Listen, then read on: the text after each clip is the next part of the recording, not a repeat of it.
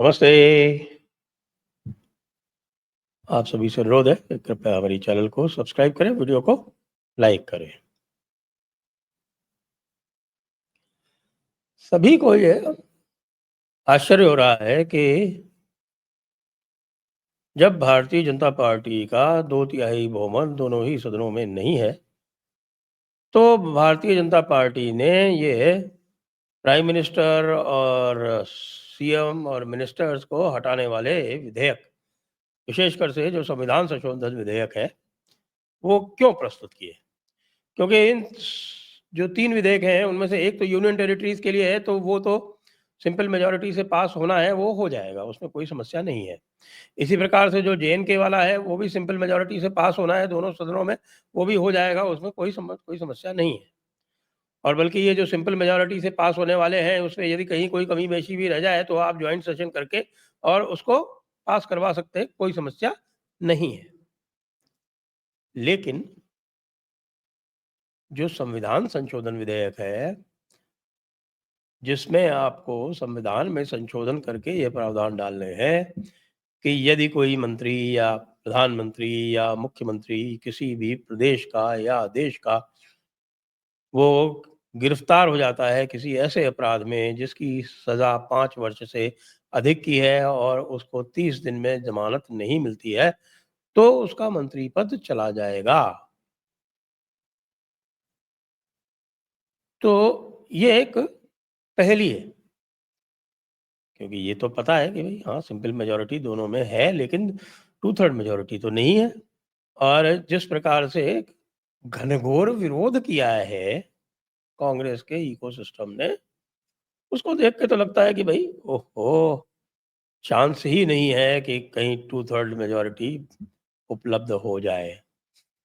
293 सदस्य हैं एनडीए के पास, वो 300 हो जाएँगे, ज़्यादा से ज़्यादा 310 तक हो जाएँगे, लेकिन भाई चाहिए तो 366 से ऊपर, वो तो नहीं मिलेंगे। तो फिर ये क्यों लाए? फिर लाए भी तो इन्होंने इसको जेपीसी में दे दिया। ये कार्यक्रम क्या है? तो जो कुछ मुझे समझ में पड़ता है और जो कुछ वरिष्ठ लोगों से मैंने जो वार्ता की है, चर्चा की है, उसका निष्कर्ष ये है कि ये मोदी का ब्रह्मास्त्र है। क्योंकि आप लोगों ने ये भी सुना होगा, हमारे कई मित्र जो हैं वो इसके बारे में चर्चा भी कर चुके हैं, जैसे सैवियो है, सैवियो रॉड्रिग्स गोआ क्रॉनिकल्स वाले। उन्होंने पूरा का पूरा जो डीप स्टेट का प्लान है उसको एक्सपोज़ किया है। वो डीप स्टेट का प्लान ये है कि जो सहयोगी हैं उनको तोड़ो और जो भारतीय जनता पार्टी है, उसी भारतीय जनता पार्टी में आप 37 सदस्यों की बात हो रही है कि साहब के 37 सदस्य भारतीय जनता पार्टी के तोड़ो। कोई एक मंत्री ऐसे हैं, जो इस समय डीप स्टेट यानी कि बल्कि ट्रम्पियन डीप स्टेट के टच में हैं। वैसे तो मोदी जहाँ तक मोदी का प्रश्न है तो इस समय राइट और लेफ्ट और अपर डीप स्टेट और लोअर डीप स्टेट वहाँ अमेरिका में वो सब एक हो गई हैं कि हाँ भाई मोदी को तो हटाना बहुत आवश्यक है। नहीं तो मोदी तो पूरा अमेरिका का ही काम तमाम कर देगा। जिस प्रकार से मोदी ने अमेरिका के निर्देशों की अवहेलना की है और निर्देशों की न केवल अवहेलना की है, एक प्रकार से अमेरिका के विरुद्ध पूरे विश्व में एक फ्रंट खड़ा कर दिया। अच्छा, अब ये जो काम मोदी जी ने किया है, उसकी ध्वनि तो पूरे देश में गूंज रही है और इसमें देश में मोदी जी के लिए अभूतपूर्व समर्थन है। अभी कुछ ही दिनों पहले जो आपकी ये अ, वैश्विक समर्थन के लिए ग्लोबल सपोर्ट के जो सर्वे करते रहते हैं, उन्होंने ही निकाला था कि भाई मोदी का समर्थन 75% है और ट्रंप का अपने देश में समर्थन 44% है। तो आप समझ सकते हैं कि यदि किसी का समर्थन देश में 75% है, तो यदि आज चुनाव करा लिए जाएँ तो क्या होगा? और इनकी जो ये कंस्पिरेसी थी, ये जो षड्यंत्र था, इस षड्यंत्र को तोड़ने का उपाय है यह बिल। क्योंकि मोदी जी इसको पायलट करेंगे और मोदी जी अगर मान लीजिए इसके 2/3 नहीं पाएंगे, 2/3 तो निश्चित रूप से नहीं पाएंगे, और यह बिल जो है वो फेल होगा, तो मोदी जी तुरंत मध्यावधि चुनाव के लिए जाएंगे। क्या मध्यावधि चुनाव के लिए सहयोगी दल तैयार हैं? बिल्कुल तैयार हैं, क्योंकि इस समय उन्हें पता है कि ऑपरेशन सिंदूर के बाद और अमेरिका द्वारा जो भारत के ऊपर हमला किया गया, जो आर्थिक हमला किया गया है, उस हमले के बाद और उस हमले को सफलतापूर्वक प्रतिरोध उस हमले का करने के बाद में मोदी जी की लोकप्रियता चरम पर है। न केवल मोदी जी की लोकप्रियता चरम पर है, भारतीय जनता पार्टी का जो पूरा सिस्टम है वो भी इस समय चरम पर है, जब उन्होंने हारी हुई बाजी महाराष्ट्र और हरियाणा में पलट दी। अभी आप देखेंगे कि बिहार चुनाव भी भारतीय जनता पार्टी जीतेगी। फिर जो अगला राउंड होगा उसमें क्या होगा? अगले राउंड में जो चुनाव होने हैं वो ऐसे प्रदेशों में होने हैं जहां भारतीय जनता पार्टी का असम के अतिरिक्त कोई बहुत स्टेक नहीं है। तमिलनाडु में ऐसा लग रहा है कि भारतीय जनता पार्टी वापस आ सकती है। तो भाई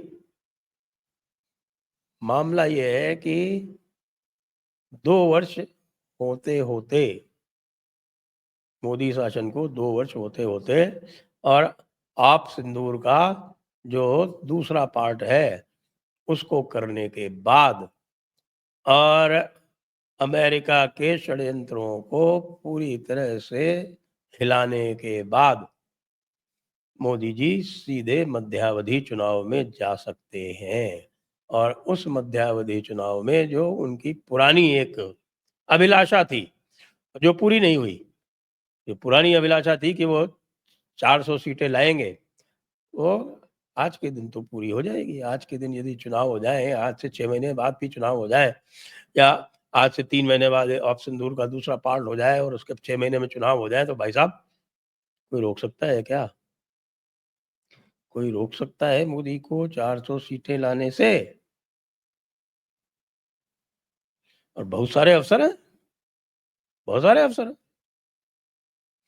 2026 के जो प्रांतीय चुनाव होने हैं, उनके साथ भी करवा सकते हैं। नहीं तो 2027 में उत्तर प्रदेश के चुनाव के साथ साथ करवा सकते हैं। तब क्या करोगे आप? ये 2027 में उत्तर प्रदेश के चुनाव के साथ साथ मध्यावधि चुनाव हो जाते हैं लोकसभा के, तब तो आप समझ लीजिए कि योगी जी प्लस मोदी जी दोनों का जो फैक्टर है वो ऐसा जबरदस्त चलेगा उत्तर प्रदेश में। तो भाई हमारे अकलेश जी की तो पूरी अकल साफ हो जाएगी, कहीं कुछ भी नहीं बचेगा, कुछ भी नहीं बचेगा। तो मैं जो भी देख रहा हूँ, मैं ये देख रहा हूँ कि जो राजनीति है वो इस ओर बढ़ रही है, और इस पर बात भी कर रहे थे हम। मैं बात क्या, जैसे हमारे वयोवृद्ध जो विश्लेषक हैं भाऊ तोरसेकर जी, उनसे जब बात हो रही थी तो वो यही कह रहे थे कि भाई मोदी जो है वो इस तीसरे कार्यकाल में वो इतना सशक्त क्यों दिख रहा है? ऐसा क्यों है कि इस तीसरे कार्यकाल में जब उनका पूर्ण बहुमत उनकी पार्टी का नहीं है, तब तो वो ऐसे-ऐसे कार्य किए जा रहे हैं जो कि उन्होंने पहले भी नहीं किए थे। जैसे वक्फ बिल लाए, वक्फ बिल में तो भाई देखिए जेडीयू और टीडीपी दोनों का एक स्टेक है, क्योंकि उनको लगता है कि कुछ प्रतिशत कुछ मुसलमान हैं जो उनको वोट देते हैं। हालाँकि मुझे लगता है कि उनका वो भी जो संदेह था वो दूर हो गया है। वो उसी में दिखता है कि जेडीयू के जो कर्ता-धर्ता हैं, सब कुछ है, यानी कि नीतीश कुमार जी ने स्वयं मदरसा बोर्ड से कहा कि बैठक बुलाओ, और बैठक बुलवा के और वहाँ पर टोपी पहनने से जानबूझकर इनकार किया। उस इनकार करने से उस सभा में उनका विरोध भी हुआ, लेकिन मामला पक्का हो गया। यानी अब उनको भी किसी भी प्रकार का कोई संदेह कोई शक व शुबा, कोई विशेष प्रकार की आशा नहीं बची है। वो भी जानते हैं कि वोट तो उनको इनके अतिरिक्त वालों से ही मिलेगा, इनसे अब कतई नहीं मिलेगा। कि एक अवश्य एक ज़माना था जो तथाकथित पसमानदा उनके साथ में लगे थे, लेकिन पसमानदा के लिए भी अंततः हुआ वही, यानी कि मज़हब जो था, वो देश से बड़ा निकला। मज़हब जो था, वो प्रदेश से बड़ा निकला। मज़हब जो था, वो नीतीश से और जनता दल यूनाइटेड से बड़ा निकला। इसलिए टीडीपी को भी पता है, जेडीयू को भी पता है और यहाँ तक कि वाईएसआरसीपी तक को पता है कि भाई आएगा तो मोदी ही।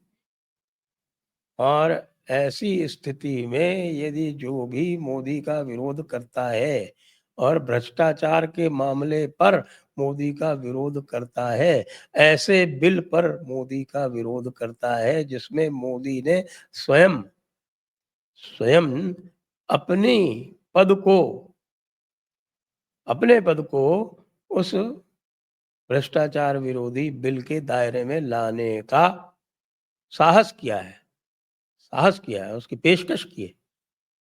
तो आप सोच सकते हैं कि जनता में जो जनता का एक बड़ा वर्ग है, जो भ्रष्टाचार के विरोध में है, वो क्या सोचेगा? तो यही सोचेगा कि ये तो सारे भ्रष्ट हैं, ये चाहते ही नहीं, ये तो इंदिरा गांधी की तरह अपने पद को बचाने के लिए किसी भी हद तक जा सकते हैं, इमरजेंसी तक लगा सकते हैं, संविधान संशोधन तक करवा सकते हैं। और यहाँ ये दूसरा बंदा है जो संविधान संशोधन इसलिए करवा रहा है कि भाई मेरे पद को भी इसके दायरे में ले आया जाए। और चाहे प्रधानमंत्री हो, चाहे मुख्यमंत्री हो या कोई भी हो, वो यदि सज़ा पाता है तो 30 दिन के अंदर उसे अपना पद छोड़ना पड़ेगा। पहले लोग नैतिकता के नाते छोड़ देते थे, लेकिन अब तो छोड़ते ही नहीं हैं। अब तो जेल से प्रदेश चलाने का दावा करते हैं। जेल मंत्री जेल में बंद होकर और वहाँ से जेल का कामकाज देखते हैं। तो जो बेशर्मी है, वो हद दर्जे पार कर चुकी है। तो इसलिए जो मेरा विश्लेषण है इस पूरे प्रकरण का, वो यही है कि अब तो भाई आप 1 वर्ष के अंदर अंदर मध्यावधि चुनाव के लिए तैयार रहिए। जय हिंद, जय भारत, वंदे मातरम।